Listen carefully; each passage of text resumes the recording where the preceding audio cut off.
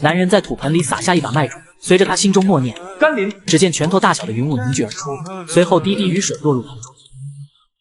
沃土，接着星星点点的奇异之力从双手间没入盆内，他能清晰感受到麦种出现了活力。只因男人穿越过来获得一本名为《青山经》的修炼功法，修炼第一层就获得甘霖和沃土两个能力，吃了经过甘霖和沃土培育出来的粮食便能增加力量。36粒麦种。二傻子，二傻子，我看你是真傻到家了。大雪天的种麦子，你能种出来算是有鬼了。赶紧吃饭，吃完饭赶紧去捡点柴火。虾仁穿越过来并没有继承二傻子的记忆，为了不暴露穿越者的身份，他只能继续装傻。听到没有？就这一碗粥，再不趁热喝，你就去吃雪吧。我真是疯了，真是造孽！3天前这二傻子不知哪根筋抽了，变得更傻了。我才真是造孽，穿越到傻子身上也就算了，虽然得了个便宜老婆，可是这身体为什么没有小沟沟啊？虽然原主人的身体残缺，但他只要将青山经修炼到第3层，就可以重新凝聚出一具新身体来。到那时脱胎换骨，重塑身体，沟沟必须得有，还得超大。看你这婆娘还敢不敢嚣张？这冰天雪地，到哪去整柴火呀？雪地里，女人正用铲子铲开雪，找可能有野菜的地方。她的双手早已冻得红肿皲裂，已经是第6次铲开雪，没挖到野菜了。她真名苏清潭，乃云天宗宗主之女，因宗门被灭，她辗转逃命，流离失所，流落到小河村。为躲避追杀，她物色了一个二傻子作为暂时的丈夫。要不是我自身灵绝之体无法修炼，不然怎会落得如此田地？要不我还是继续逃吧。可这么冷的天，苏清潭看着周围茫茫白雪，不再多想，捡起小铲子继续找野菜。不管咋说，他还不想死。都3天了，还没点挡饱的东西吃，这3天全靠便宜老婆捡柴火、挖野菜回来，再这样耗下去，自己不垮，便宜老婆都垮了。虽然他是语气冲了点，嘴毒了点，其他方面都还是极好的。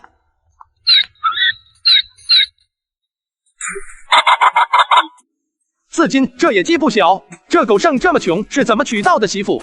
谁家好人能把闺女嫁给他啊？救命啊！什么情况？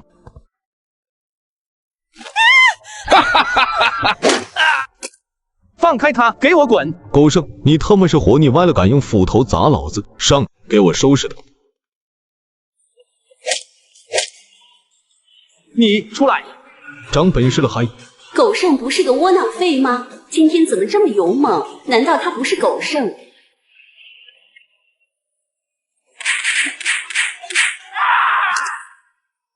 狗剩这身体太虚弱，灵力这么快就耗尽了，得尽快重塑身躯才行。狗剩，你他妈给老子等着！还算温暖的破厨房里，两人坐在小板凳上喝着热汤，汤很烫，但两人似乎都不怕烫一般。你就没什么要问的？3天前他就夺舍了狗剩，但他一直在装疯卖傻的观察我，我真蠢，我怎么没在第一时间就觉察出他的异常？问什么？你不还是狗剩吗？你叫什么名字？杜鹃，逃难来的。半个月前你给了我几口粮，我就跟了你。狗剩，我没那么饿。少废话，我问你饿不饿了吗？给你就吃。在没弄清夺舍狗剩的这人到底什么态度之前，自己只能小心谨慎。傍晚那3个家伙是谁？他们仨是你们河谷村的恶霸，你一直都被他们欺负，他们还和附近一窝山匪关系不错，你今天打了他们，后面他们8成会带人回来寻仇。另外，咱们现在住的这块地是村长家30年前租给你光棍爷爷的。6天前，村长过来找你，问你明年2两银子的租金准备好了吗？那我咋说的？你说准备好了，下个月就给。狗剩这破屋都漏风，今天打了阳光虎那仨，后面这仨肯定会来报复。其次，我修炼的青山经主要能力是种地，后面我扩大种植面积，到时暴露的风险太高。你叫杜鹃是吧？如果说我要搬走，你跟不跟我走？他果然开始试探我了。如果我说我不跟他走，那他10成会杀我灭口。可这么冷的天，我一个人根本活不下去。跟他走，若能熬过这个冬天，明年天气一暖，我就找机会继续逃命。另外，狗剩着身体没有那个啥，他就算想对我那样，也坏不了我的清白。我是你婆娘，我肯定要跟你走。第二天一早，两人就已经收拾好行李。当虾仁抱出土盆的时候，苏清潭直接瞪大了眼。这麦子还真发芽了，可就算是能发芽，那也不可能一晚上时间长这么快吧？不过他很聪明，就当没看见，带着对前路的担忧，硬着头皮跟着虾仁走下去。你找好地方了？找到了。能住吗？晚上不会冻死吧？应该不会吧？冒着大雪在山中前行2个多时辰后，二人终于来到目的地。这地方是虾仁砍柴的时候发现的，在深山中没人能找到。咱们以后就住这里，你歇会儿，我先把麦子种好。破土，甘霖，行云布雨，想要夺舍，起码得是元婴期。另外，夺舍之后，灵魂之力没有消失，他再弱也得有化神期的实力吧？甘霖，沃土。虾仁穿越获得甘霖和沃土2个能力，种出的粮食吃了能让人增加灵力。为了扩大种植面积，便带着原主人的老婆来到了深山里。最多再来3天，麦子应该就能彻底成熟了。到时候尝尝味道，剩下的全种下去。喂，扎狍子！听说见了狍子不用追，站原地不动，假装在忙，他自己就会好奇的走过来看你在干啥。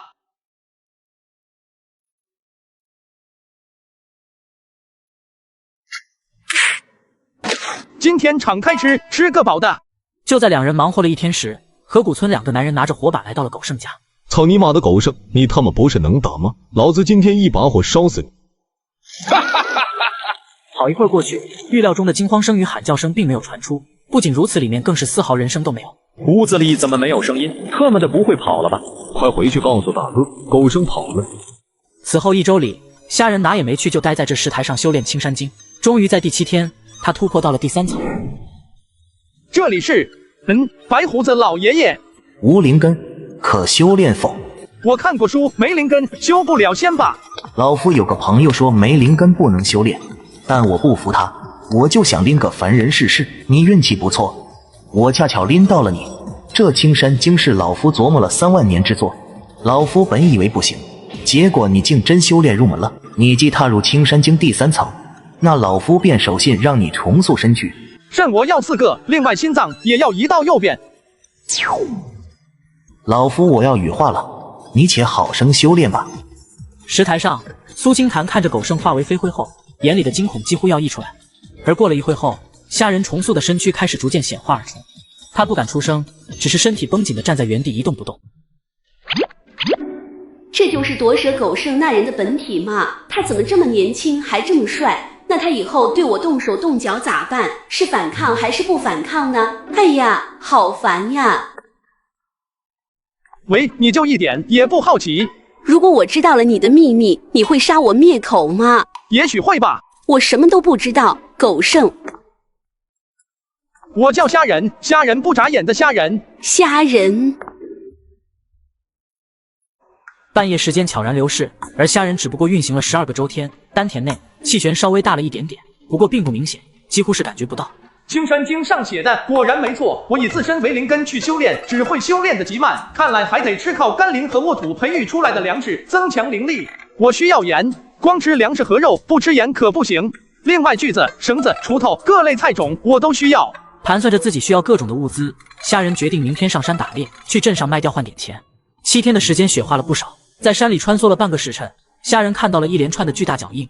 老虎，一头成年老虎，无论是速度、力量、爆发力都是极为恐怖。虾仁立马转身掉头，这片区域他不敢再去探索了。狗剩这家伙到底是怎么在山上活下来的？老虎的领地意识那么强，难道他就没碰到过老虎吗？耗费1个时辰跑到了相对的山腰，一番搜寻，这次他终于看到了野猪的脚印。顺着野猪的脚印不断追踪，虾仁终于在一处灌木丛中看到了一只黑色的。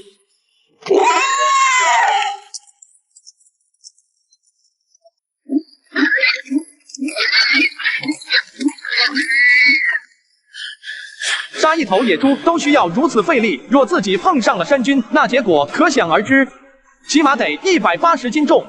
顾不得身上酸痛，虾仁扛起野猪就往镇子赶去。谁呀？卖猪肉的，这只野猪你们收不收？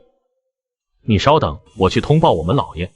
老爷姓钱，是青林镇最大的财主，因为乐善好施，镇上的人都叫他钱大善人。当他看到虾仁扛着野猪走来时，满脸惊讶。咱镇上养的猪，肥肉和五花是80为一斤。少侠能来小老儿府上卖猪，这就是有缘。小老儿按1斤100文收，18两。那就多谢钱老爷了。少侠，高山地远，路上凶险，这刀你拿去防身，少侠一定要收下。在下虾仁，大恩不言谢，以后我必报之。恭喜老爷又结识一位豪杰。是不是豪杰尚不能做下定论，不过此人能正面硬刚野猪后，还能扛着野猪半天赶路100多里，定然不是普通人。老陈，你明日去拜会黑狼寨的周老大，让他去河谷村收年功的时候给我留意留意，如果真见到了虾少侠，万不可收他的年。茄子、辣椒、南瓜、胡萝卜、大白菜、甘霖、沃土。虾仁穿越获得了甘霖和沃土2个能力，种出的粮食吃了可增加灵力。他带着昨天从镇上买来的各类种子，找到一块空地便开始播种。炼气1层的灵力还是太少了，这8米良田对我来说负担还是太重。虾仁重塑身体前修炼的青山经只有基础3篇，前3篇学的是种地，重塑身体后才算正式开始修炼。前几天种的麦子应该也成熟了，果然熟透了。就在虾仁吞下麦粒瞬间，便感受到腹中传来一道道灵气。虾仁赶紧盘膝催动灵气往丹田处汇集。苏星潭见状只感觉有些奇怪，可当他尝了口麦粒之后，眼睛直接瞪大。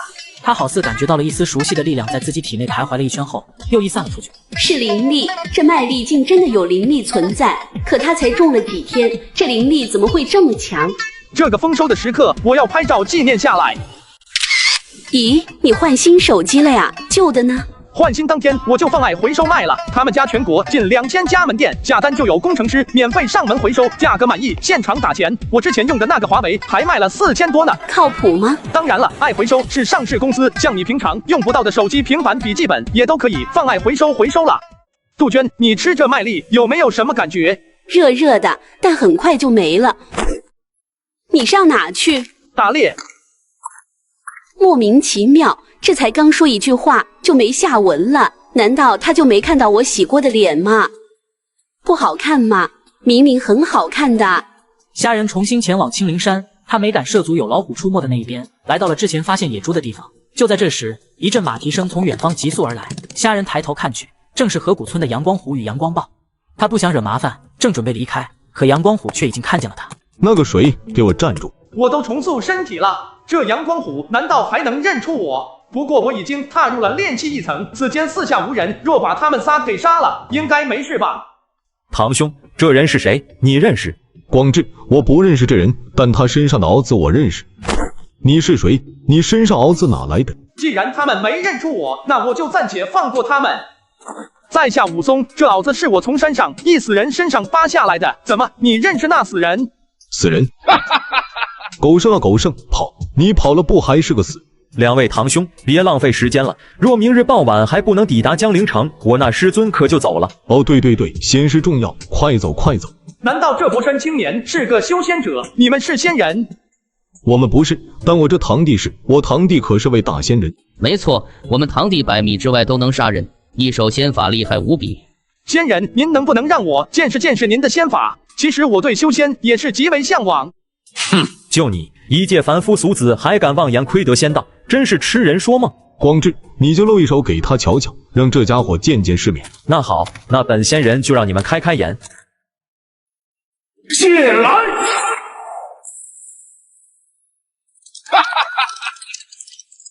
这就是修为高的修仙者吗？真是恐怖！幸亏我刚刚没对他们出手，以我现在的修为，多少条命都不够他杀的。看来要尽快提升修为了。虾仁一边想着怎么更快提升修为，一边寻找猎物，终于在一片草丛中发现一头腿部负伤的灰狼。你是被狼群放弃了吗？与其在这雪天冻死饿死过去，倒不如成全了我。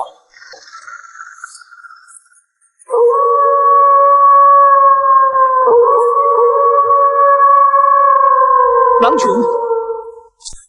虾仁不再犹豫，迅速解决掉野狼，拽着灰狼急速就往山下跑去。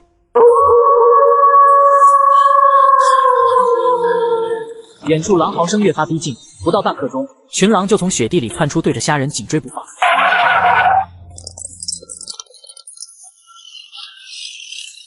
山君大哥，您饶我一命，下次我打猎一定先孝敬您。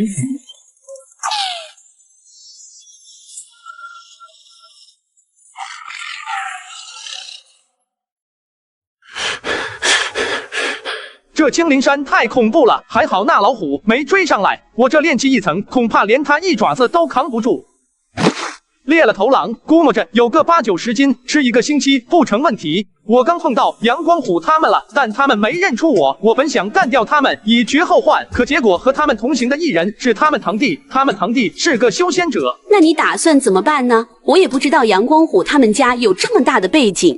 这件事你不用操心，我来解决。也许对他们来说，我才应该是个麻烦。要提升灵力的话，麦子是不错，但麦子本身没什么滋补能力。滋补的话，人参可是大补，但是人参不好搞。山上总该有点野山参吧？可山上有头大老虎。这是一头爱吃素的奇葩虎，在他面前放着一块肉排和一把麦粒，他竟一掌将肉排刨开，把地上的麦粒舔得干干净净。只因虾仁种出的麦子具有灵力，而他想进入老虎的领地挖野山参，便想用麦子来供奉虎王。这虎王果然聪明，知道麦粒有灵力，还只吃麦粒，不过有点太挑食了，这么好的肉排都不吃。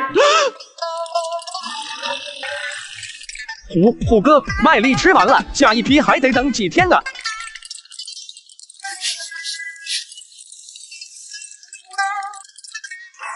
好险！好一会过后，惊魂未定的虾仁才准备下山回家。这虎王恐怕已经开了灵智，若被他修炼得道，那可不得了。那个虎哥，这路小弟就拖走了。3天后麦子成熟，到时候小弟给您搞多点带来。这么大一头鹿，得有100多斤吧？这算啥？不就是一头鹿吗？过2天看我打头老虎回来，烧点热水，待会我把这鹿给剥皮。多亏我机灵去给那具虎上供，以后这青灵山还不是为所欲为。接下来虾仁一直在石台上修炼，终于在第3天突破到了炼气第2层。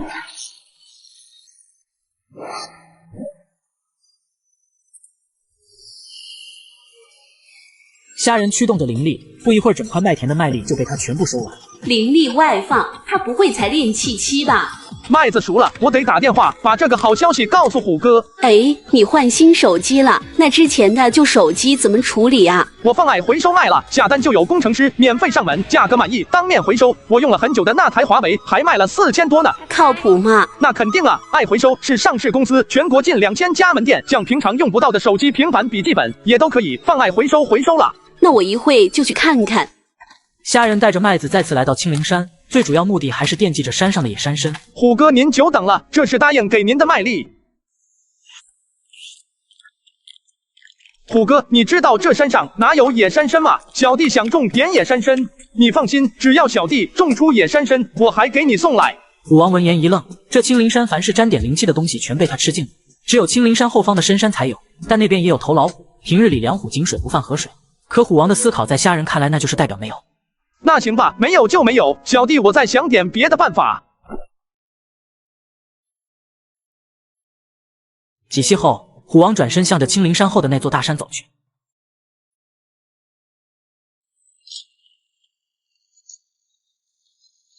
山匪，难道是黑狼寨的山匪来收年贡了？虾仁思索一会儿后，决定跟上去瞧瞧。河谷村内，村长带着村民们跪在一群土匪面前，为首的土匪头子一脸愤怒：“小老头，今年的年贡怎么分量不对？是不是被你私吞了？”大王，今年天气不好，这年关还没到村子里就冻死了7、8户人家，这些钱都是村里还活着的人供上来的，您数数，绝对是家家户户都交了的。大哥走吧，谅这老小子也不敢骗咱们。哼！踹了村长一脚后，山匪头子这才消气，正准备离开，却看到阳光虎从对面走来。嘿，周老大，你们来了也不通知兄弟一声，兄弟好提前宰头猪招待哥几个。这不大雪封路吗？这雪一化，哥第一个就来你们村子。走走走，去我家。今晚兄弟们就别走了，待会咱杀头猪好好吃喝一顿。小的们，抬上来！光虎兄弟，咱可不是来白吃白喝的。这头熊今天上午刚杀的，今天吃熊肉喝酒。这阳光虎和黑狼寨的人关系这么好。从几人谈话中，虾仁得知阳光虎有灵根，上次去江陵城是去测灵根的。不过由于他已经错过了年龄，那先是破例收阳光虎做了个记名弟子，并传了他一门炼气功法。如果他能在1个月内踏入炼气期，就能正式拜入山门。虾仁离开河谷村来到镇上，既然山上找不到野山参，他准备去药材铺看看。哎，你这人干啥的？一腿泥水子还往我们铺子里钻？买药难道脚上有泥就不能买药了吗？你想买啥药直接说，我让师傅直接给你抓，你不能进来。我想买人参。快让这位少侠进来。少侠想要多少年份的？我们有5年、10年和20年的。那有没有100年老参？咱们凡人上哪弄100年老参去？但凡上了30年，那都被仙人给盯住了。就算没有仙人盯住，那也会被野兽妖兽吃掉。10年份的多少钱？10年份，我这便宜，也就300两银子，现在就有货。虾仁心里一惊，他上次卖野猪的钱买了各类菜种和农具，还剩下不到10两。他没想到人参这么贵。那你这有没有人参种子？没有，咱药铺卖的都是野山参，野山参要立足，咱药铺绝不卖自己种的人参。哎，少侠留步，要不您还个价？您还个价呀！甘霖，虾仁种出的粮食吃了可让人增加灵力，他想种人参，但他没钱买人参种子，便将主意打到了山匪身上。二爷，怎么突然就下雨了？是哪位兄弟藏头不露尾的，出来认识认识，交个朋友？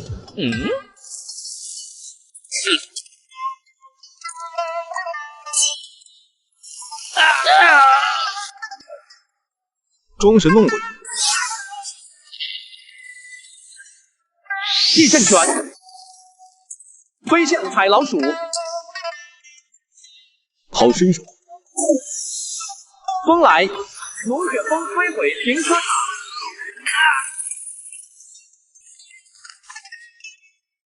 怎么才3两银子，后背还给我砍伤了？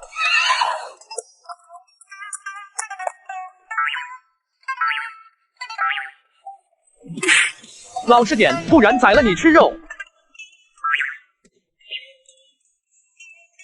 回去还有40里地，要走快一些了。虾仁扛着马回到木屋已是半夜，苏清潭一直守在火堆旁，见虾仁回来，心里终于踏实了许多。你上哪去了？打你电话也不接。哎，你又换新手机了？那之前的旧手机怎么处理啊？我放爱回收卖了，下单就有工程师免费上门，价格满意当面回收。我用了很久的那台华为还卖了2000多呢，靠谱吗？那肯定了，爱回收是上市公司，全国近2000家门店，回收手机、平板、笔记本，我推荐爱回收。那我一会就去看看。你受伤了？怎么回事？回来的路上和黑狼寨的山匪打了一架，我没事，只是后背被砍伤了。你看那匹马。什么时候了还马？我给你找点草药去。上哪找草药去？这么晚的天，外面说不定还有山匪，你出去就回不来了。可你的伤？药没有，只有刀。你用这刀把我后背的伤口烫一烫。虾仁在路上早已用灵力止过血，但他目前修为很弱，现在没有药，烧刀烫伤是阻止溃烂发炎的最好方式。你要疼就告诉我。来吧。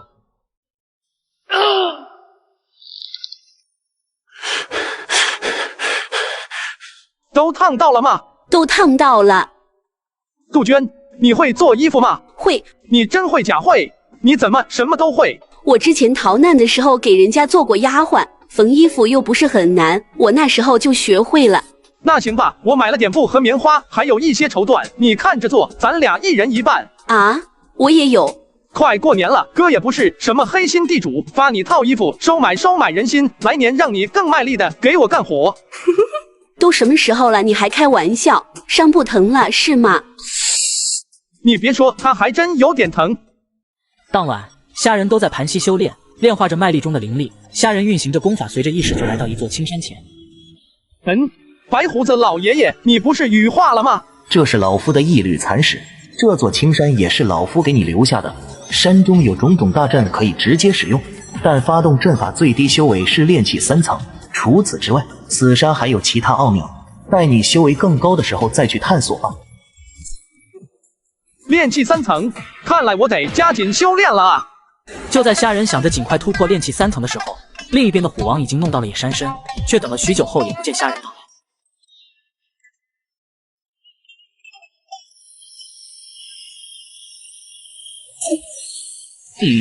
吐纳日月精气，这老虎是成灵兽了啊！正好我还缺个灵兽坐骑，真是瞌睡来了送枕头啊！不错，此虎能硬抗我天雷符，是个好坐骑。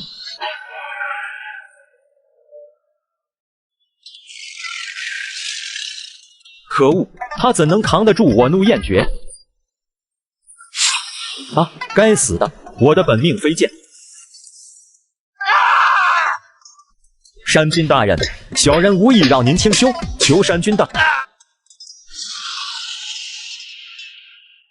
虎哥是碰到麻烦了吗？这是一只爱吃麦子的老虎，竟用一颗百年野山参来交换虾仁的麦粒，只因虾仁种出的粮食具有灵力，吃了能让它增长修为。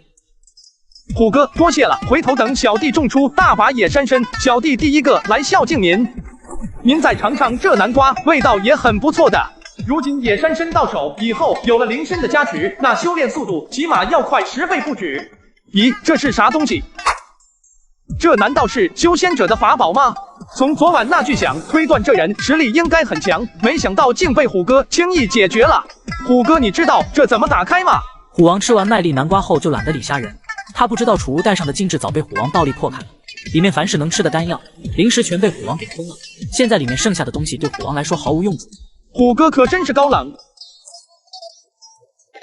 嘿嘿，这玩意就是飞剑嘛，怎么还坑坑洼洼的呢？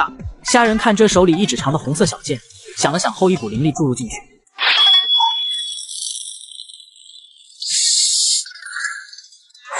虾仁瞬间切断灵力供给，就刚刚那1-2秒的时间，他丹田内的灵力直接少了1/3。好宝贝，果然是仙人兵器，还会冒火，就是太费灵力了。这人挺自恋啊，出门都还随身带着镜子。虾仁捣鼓着储物袋里的宝贝，而此时恶霸阳光虎一大早就带着小弟上山，却走错方向来到了虾仁的菜园子。当他们看到雪地里满地蔬菜瓜果，心中满是震惊。大哥，这小子不简单啊！这么冷的天，他能种出来麦子还有菜，他身上肯定有仙人宝贝。好小子，没想到他还留着这一手，今天就要抢了他的宝贝，赶紧打电话呼叫兄弟们支援。大哥，你看，是狗剩的婆娘。阳光虎看向前方，果然看见苏清潭提着菜篮子往家里跑。你们老二，这下咱哥俩有福了，快上，速战速决。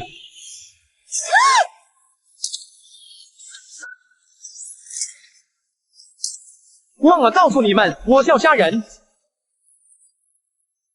虾仁，你要扒他衣服吗？笨啊，你不知道舔包吗？说不定他身上有点银子。舔包，让我也去看看阳光虎身上有没有银子。虾仁，这有本蛮牛劲，好像是武者的功法。杜鹃，你想修仙吗？苏清潭先天绝灵之体，在宗门的时候就试过各种功法，灵丹、灵药全都没有用。修仙需要灵根，我小时候测过，没有灵根修不了仙。那你先修炼这蛮牛劲吧，不怕，等我种出灵参，有了灵参的加持，修炼武道也一样可以无敌。行，那我试试。杜鹃，你去帮我把麦粒端来，今天我一定要突破炼气3层。2个时辰后，虾仁吃着麦粒，感受着腹中传来的道道灵力，他终于突破到了炼气3层。此刻他的丹田之内气旋比之炼气2层大了1倍不止。这就是炼气3层嘛！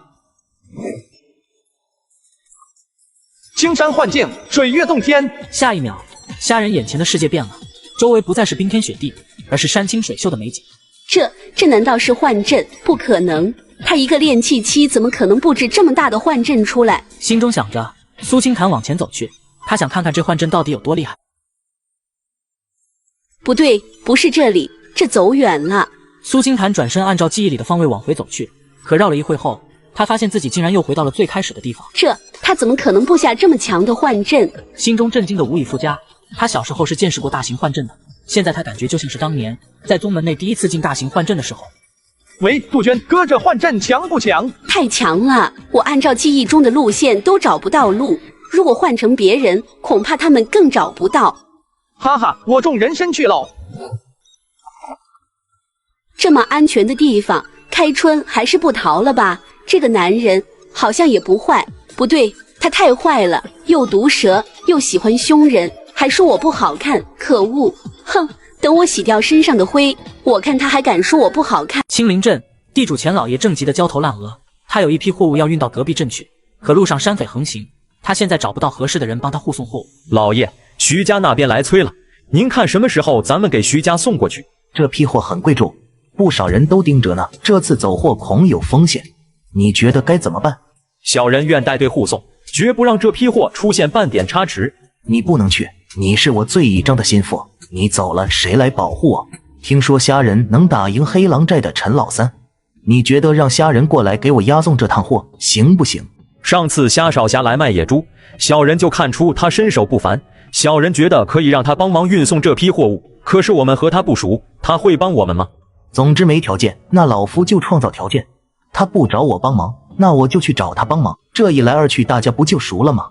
只要熟了，那后面就好办了。如果他以后比老夫本事大，那老夫就可以去依仗他；如果他以后还是不如老夫，那老夫也不亏，起码多条人脉多条路。你说对不对？老爷说的对，老爷说的太对了。老陈，今晚我可就麻烦你了，你今晚怕是不能搂你婆娘睡觉了。老爷您就别取笑我了，小人这就去。甘霖，沃土。虾仁穿越获得甘霖和沃土两个能力，种出的粮食吃了可增加灵力。为了加快修炼速度，他准备种出大片灵参。快点长吧，多吸收肥力，争取早日开花结果。虾仁看着眼前郁郁葱葱的人参，他现在练习3层的灵力培育人参后还剩了很多。我现在全力推动引力术，能拖动4、500斤的东西。我要是站在这上面，那我应该也能御剑飞行吧。随着丹田内的气旋开始急速旋转，释放灵力，在引力术的反作用下，虾仁踩着飞剑缓缓升空。这难道就是御剑飞行吗？虾仁，你快下来，你这样别摔死了。杜鹃，哥现在已经学会了御剑飞行，想不想让哥带你飞一波？苏清潭看着虾仁，他先天绝灵之体无法修炼，对于御剑飞行也是十分向往。那你控制好哦，别真摔下来了。看到没有，这就是仙人之法，御剑术。果然站得高看的就是不一样。你瞧瞧这下面的雪多漂亮！越飘越远，虾仁愈发喜欢这种飞行时的自由之感。突然丹田内一股空虚感袭来，不好，灵力要没了！这玩意怎么这么耗灵力？快回去啊！别催，我这不正。喂，你还不起来？手机压坏了。还好我的新手机没摔坏。你又换新手机了？我发现转转的二手手机好划算，像我这台苹果14才2300，比新机便宜了2000多。转转官方验的手机都经过多轮检验，比一般的二手更靠谱。而且转转不只有手机，平板也只要2000多，买靠谱的二手，我推荐转转。虾仁忽然想起早上已经答应过钱老爷那边要帮他护送一批货物到隔壁镇去。杜鹃，我要帮钱老爷护送一批货物，可能要2天时间，家里的东西你随便吃，有人来了就藏好。你小心点，你的灵力刚耗完，路上可是有山匪的。没事，就几个小毛贼。钱老爷府邸货物已全部装上马车，虾仁也换上了钱老爷为他准备的新棉袄，两个杂役扛着一杆长枪走来，好似极为吃力。有这么重吗？我来试试。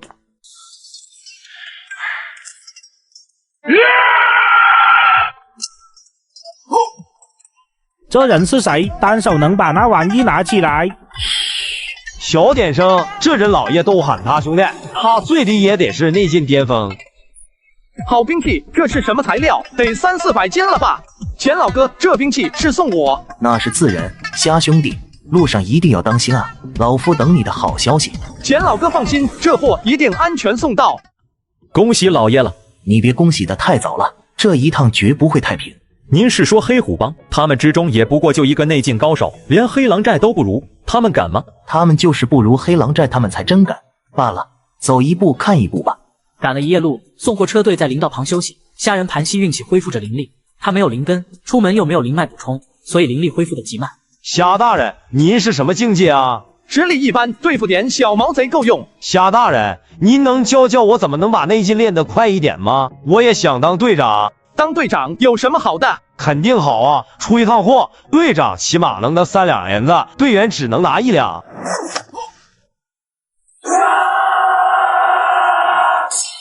是山匪，快跑！龙卷风摧毁停车场第2段，老奶奶装备窝。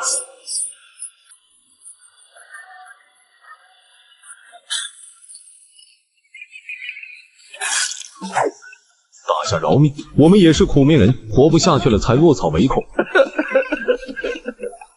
你走吧。